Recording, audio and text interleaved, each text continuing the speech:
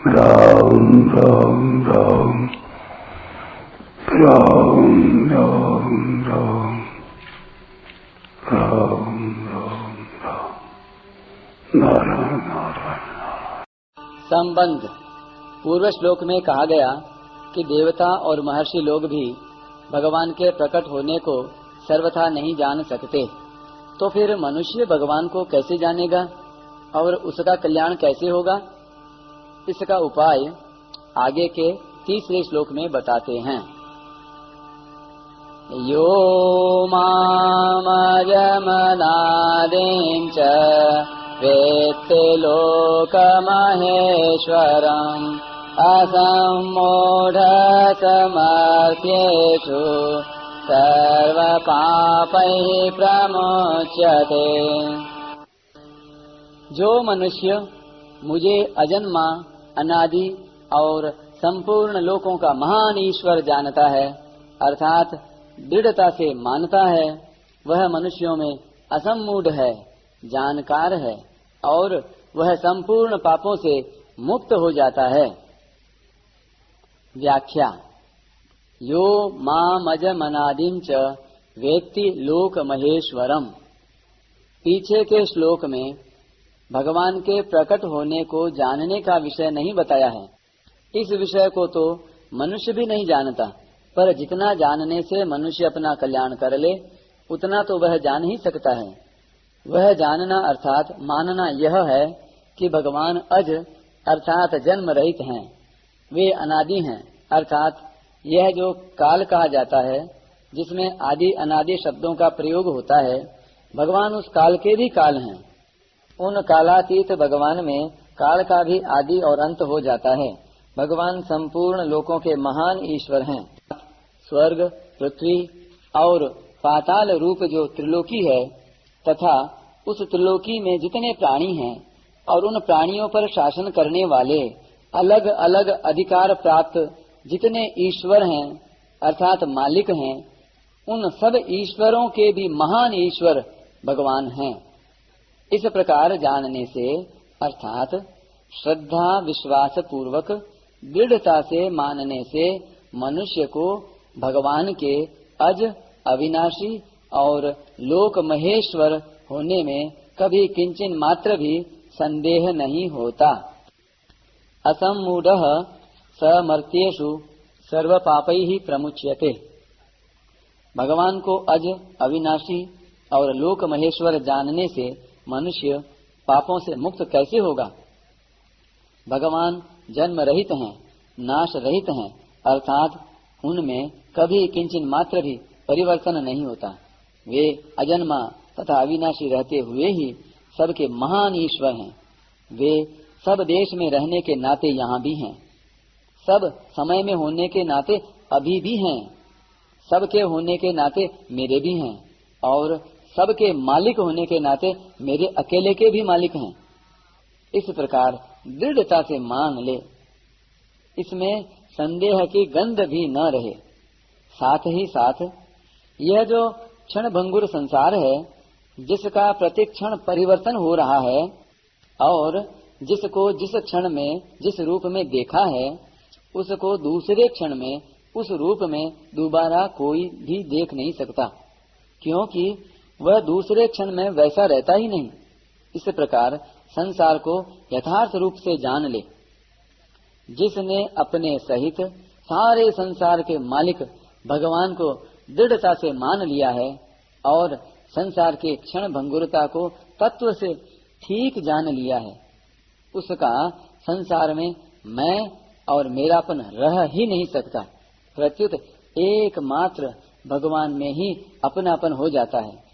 तो फिर वह पापों से मुक्त नहीं होगा तो और क्या होगा?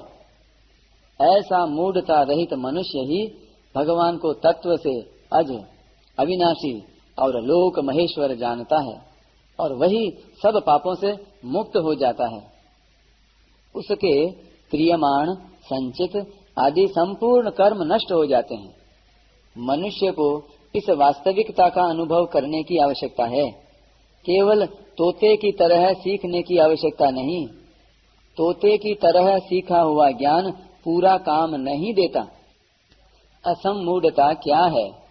संसार शरीर किसी के भी साथ कभी रह नहीं सकता तथा कोई भी संसार के साथ शरीर के साथ कभी रह नहीं सकता और परमात्मा किसी से भी कभी अलग हो नहीं सकते और कोई भी परमात्मा से कभी अलग हो नहीं सकता। यह वास्तविकता है।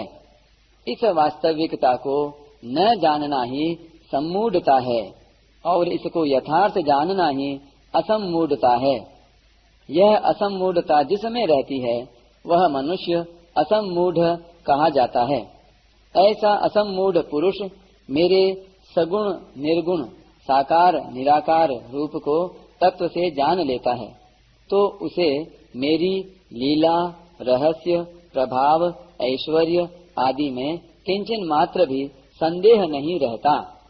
परिशिष्ट भाव 9वें अध्याय के 24वें श्लोक में भगवान ने व्यतिरेक रीति से कहा कि जो मेरे को नहीं जानता उसका पतन हो जाता है और यहाँ अन्वय रीति से कहते हैं कि जो मेरे को जानता है वह संपूर्ण पापों से मुक्त हो जाता है।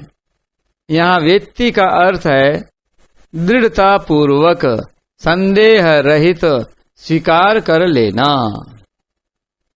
क्योंकि भगवान को इंद्रियां मन बुद्धि से जान नहीं सकते। अतः भगवान जानने का विषय नहीं है, प्रत्युत मानने और अनुभव करने का विषय है। जानने का विषय खुद प्रकृति भी नहीं है, फिर प्रकृति से अतीत भगवान जानने का विषय कैसे हो सकते हैं?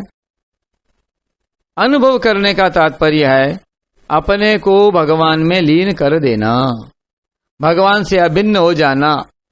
भगवान से अभिन्न होकर ही भगवान को जान सकते हैं, क्योंकि वास्तव में अभिन्न ही हैं। इसी तरह संसार से अलग होकर ही संसार को जान सकते हैं, क्योंकि वास्तव में अलग ही हैं। महर्षि गण भगवान के आदि को तो नहीं जान सकते, पर वे भगवान को अज अनादि तो जानते ही हैं। भगवान का अंश होने से जीव भी अज अनादि है, अतः वह भगवान को अज अनादि जानेगा तो अपने को भी वैसा ही अज अनादि जानेगा, क्योंकि जीव भगवान से अभिन्न होकर ही भगवान को जानता है। अपने को अज अनादि जानने पर वह मूढ़ता रहित हो जाता है। फिर उसमें पाप कैसे रहेंगे, क्योंकि पाप तो पीछे पैदा हुए हैं, अज अनादि पहले से है। सर्व पाप ही प्रमुच्यते का तात्पर्य है गुणों के संग से रहित होना। गुणों का संग रहते हुए मनुष्य पापों से मुक्त नहीं हो सकता, क्योंकि गुणों का संग पापों का मूल कारण है। आगे 4 से 6 श्लोक तक असम्मूढ़ता का ही विवेचन हुआ है, जिसमें भगवान ने अपने को सबका आदि बताया है। भगवान स्वयं अनादि हैं और भावों के तथा महर्षियों के आदि हैं।